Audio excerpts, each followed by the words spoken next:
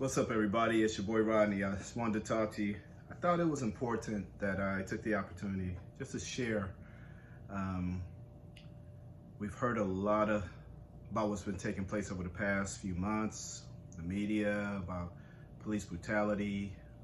There's a lot of stuff going on, the racism.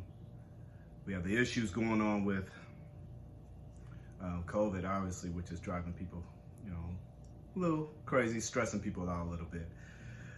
But I was just led just to share with regard to police brutality. One, I don't want everyone to look at this video and think that I'm angry or want the police to be gone or banished. I'm gonna stop right there. My older brother's been in law enforcement, I think pretty much nearly 30 years, and my younger brother is a firefighter. So I definitely love and believe in public servants. I know a lot of good police officers. It's time to hold the ones who are not being right, who are not doing their job right. It's time to hold them accountable. That's what we're asking.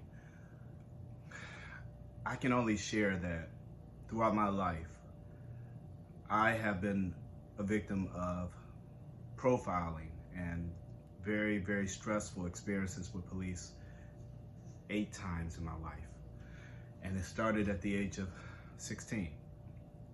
My very first experience with an officer was I was at the mall with some friends and my younger brother, and we were hanging out at the mall in the city that I grew up in.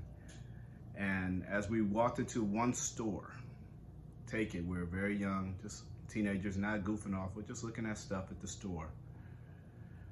And within a few minutes of us preparing to leave the store, as we're walking out the store, I see the police walk into the store. And I'm like, whoa, something's going to happen. Something's going to go down. The most embarrassing thing happened to me was that the officer looked at me and said, "Come here, boy." So I was extremely puzzled and extremely disturbed by that, because one, I'm not his boy. 2, I don't know him. And 3, I hadn't done anything wrong. He grabs me right here by my shirt, spins me around, pushed me against the wall, starts frisking me. Could you only imagine what's going through your heart at this time? I'm paralyzed, pretty much experiencing, like, what did I just do? I'm afraid, I'm angry, but I don't know how to handle this or how to react. So after the officer finishes frisking me, I ask him, what was that for? And he first tells me, to lower my voice. And he says, "They said you were in here stealing." I've never stolen anything in my life. I haven't committed any crimes. I've been a very good citizen.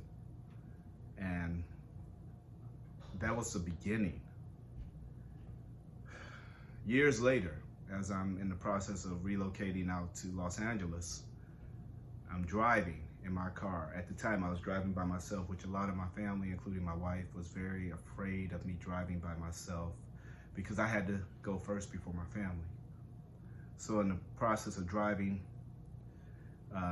through Oklahoma, my car at the time had California plates because I had been to California and I started the process, but I drove back and forth a few times. So the adventure to moving to California was pretty interesting. But while I'm driving on the road, I see lights flash behind me. Take note, I was not speeding. I was in the right lane on the freeways. Cruise control set at like 68, and I think the speed limit at the time was 70. So I was like, make sure I go below the speed limit so I don't have any issues. The officer pulls me over, and he's a drug task force officer. My windows are tinted, but in the states where my car was licensed in and registered, it's legal. So he pulled me over, and I do what I was trained to do, and what I've had to train my son to do is that I roll my son and daughter. I rolled my windows down, opened my sunroof, put my hands right on the steering wheel, did not move or breathe until the officer walked up to the vehicle. First thing he says to me is, "I need you to get out the car, sir." So then I'm starting to get afraid because I'm by myself in a state that I don't live in. I don't know what could happen. I just keep my hands on the steering wheel. I get out the car because I'm afraid. I was like, if I don't get out the car, I can make this even worse. He asked me, where's my license? Where's my registration? I tell him, registration's in my glove box. It's like, my license is in my wallet, officer, right here. Can I reach in my pocket and get it? He said, okay. I hand him my driver's license. Now, I'll tell you, I'm still afraid because I'm like, officer, why did I get pulled over? So he looks at my driver's license, and the first thing he tells me is, sir, I'm gonna need you to get in my car. So I'm like, why do I need to get in your car? He's like, I'm not gonna put you in the back seat, but I need you to sit in the car for a second. He's like, you're from out of state. I need to check and see what you're doing. So I need you to get in the car. Me not wanting to make a scene and wanting to be alive. This is just a few years ago. I got into the car, the police officer's vehicle. He checks my license. While he's checking my license, he's joking with me, talking to me. Hey, what are you moving to California for? I'm like, well, I've always wanted to live there. I love working in the field of entertainment. I had a job offer there, so I was moving there. I was in the process of relocating. And that's all I told him. And he started talking to me about, do I know any people famous or anything? At the time, I said no. I just want to be able to make it to my hotel. That's where I was heading. He kept me in the car for 30 minutes while he ran my record, while he checked me out to make sure that I didn't have any warrants. So after 30 minutes of sitting in the vehicle with the officer, he finally tells me why he pulled me over. And he said, it's because he's a drug task force officer and it's out of suspicion that I was trafficking drugs through the state of Oklahoma. That was extremely offensive, but I also knew to not argue with the officer. I was afraid for my life. My hands were shaking and I was scared, but I knew that the only way I could go home or go to the hotel was to be quiet and calmly get out his vehicle after he allowed me to get out and go back to my car, humiliated, and drive to the next spot. And I'll tell you, the rest of the trip, I'm on edge because every time I see an officer behind me, I actually get off the freeway so they're not behind me. And to this day, it's caused PTSD to have a police vehicle behind me.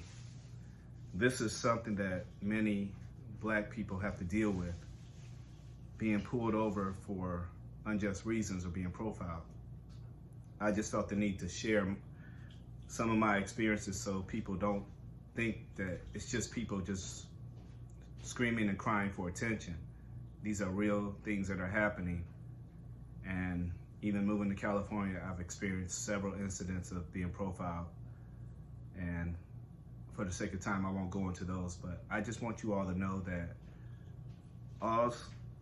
only thing we're asking for is equality, to no longer be profiled,